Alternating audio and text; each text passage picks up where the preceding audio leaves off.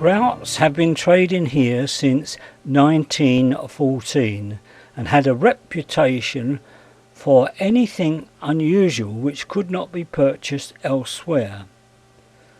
This shop is a living museum of what shops looked like in years gone by, and I was fortunate enough to record it for prosperity. Before we go into the shop, we will take a look at their window display of over 1,000 items what they sell.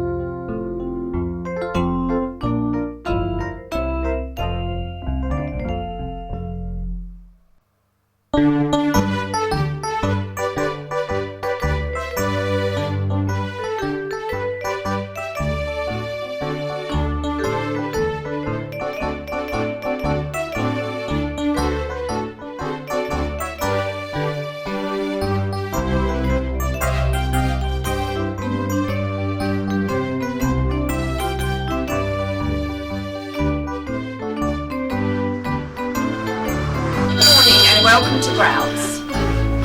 Hello, my name is Sue Whittemore. You're in one of the last traditional surviving draper shops, certainly in North London and possibly further afield.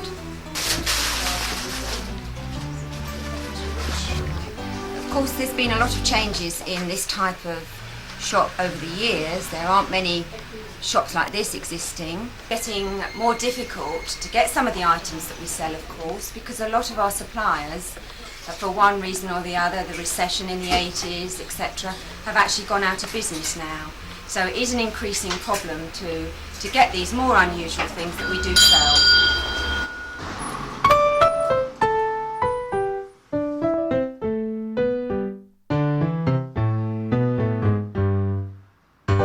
This shop was opened in 1914 by my grandfather. They were built in 1912, this block. It's been in existence ever since, never closing at all.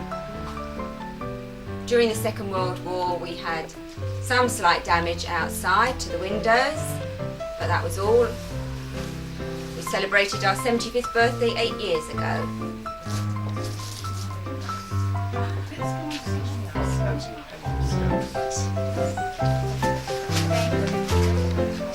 Of course, it still retains all its original fixtures and fittings. We have the gas lights still hanging, although we don't have gas at the moment. And also, of course, the cash railway, which sent all the money up to the central cash desk and the change was sent back. They stopped using that quite early on, actually, in the 50s, although lots of people seem to think that they used it very much later. When they stopped using the cash railway, they then had till boxes at the counters, and very recently, in fact last year, we took the final plunge and went over to electronic tills. Yes. Can you help this lady with full course elect, please? Then you'll have to move. Right, my father is now retired and my husband and I now run the shop with help from other members of the family and of course all our part-time ladies. Of course, this shop is well known far and wide. We send things out all over this country and also abroad as well. There is a famous saying, if you can't get it at Grouts, you won't get it anywhere. So we're really well known for unusual things that possibly now other shops don't sell. We've only done the navy.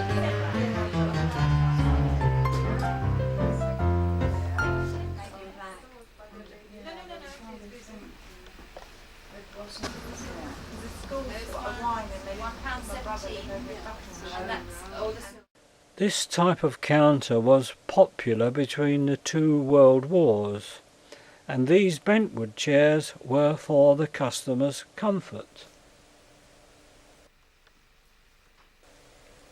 Stock taking here must have been a nightmare.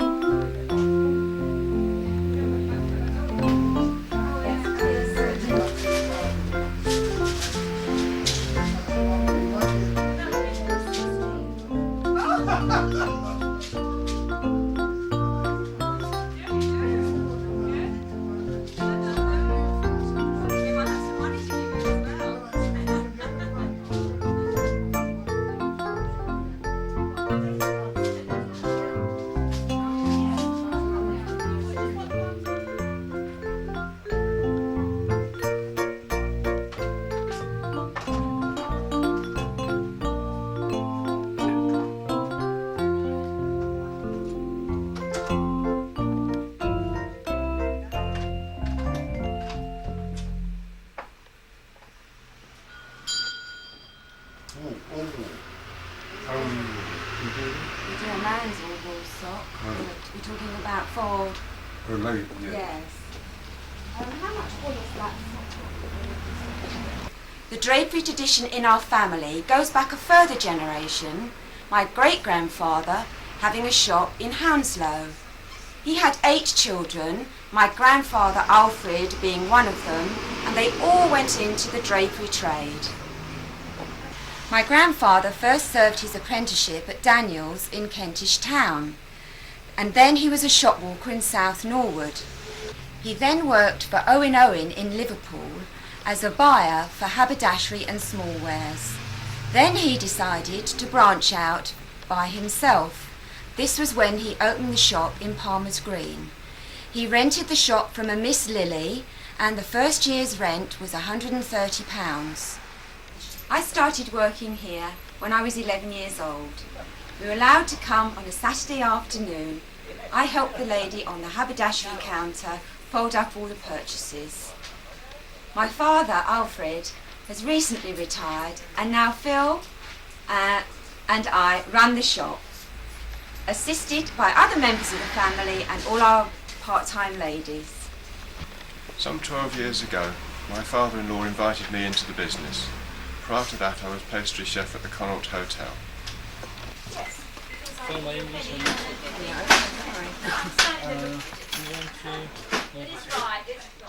A strapless? No, we don't. Strapless, that's what you mean. Strapless. Strapless. No straps, yes, no, we don't.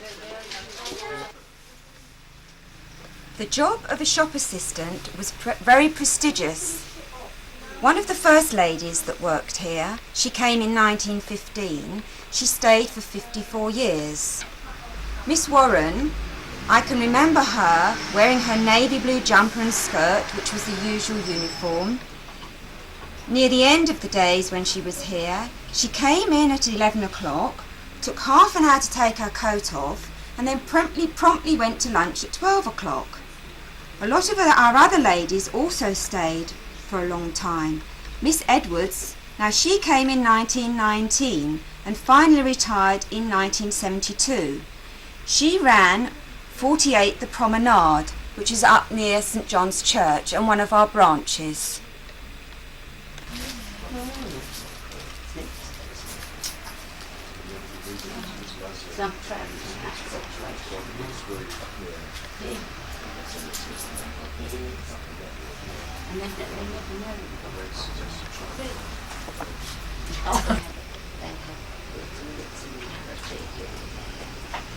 The giant cash railway system was installed in 1927. This centralised the collection of the money. The cashier sat up in the small office and sent the change to all the counters. We don't use it now, but all the wires are still in existence.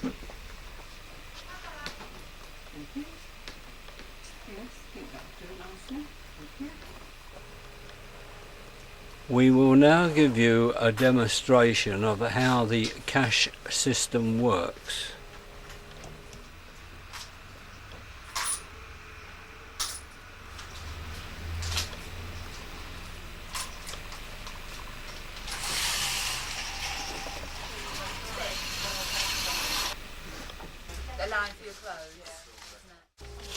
The cashier would check the bill and the money, and if change was required he would put it in the tub and it was sent back with the change and the bill to the assistant for the customer. By the way, there was no power drive in these, it was the tension of the wire. Originally, leading from that door, there was a spiral staircase.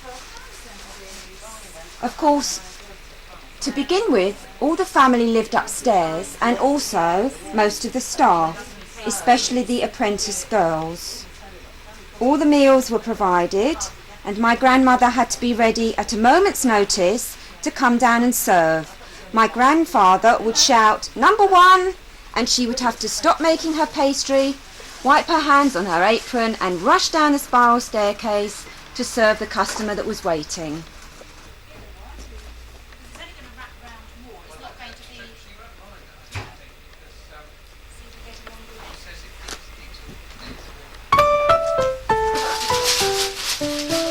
I always come here. Yes. Everybody's very helpful.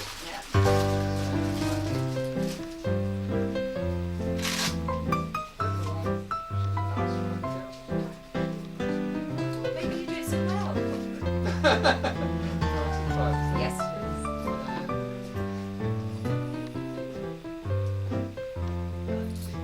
Lovely. That's it, yes. That's great. Thank you very much. Thank you. Bye-bye.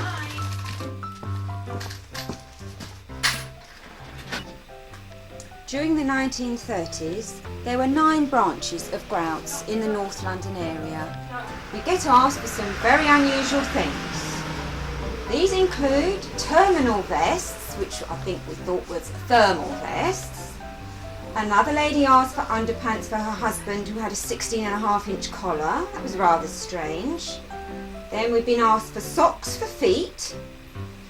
Also large knickers, it doesn't matter what size.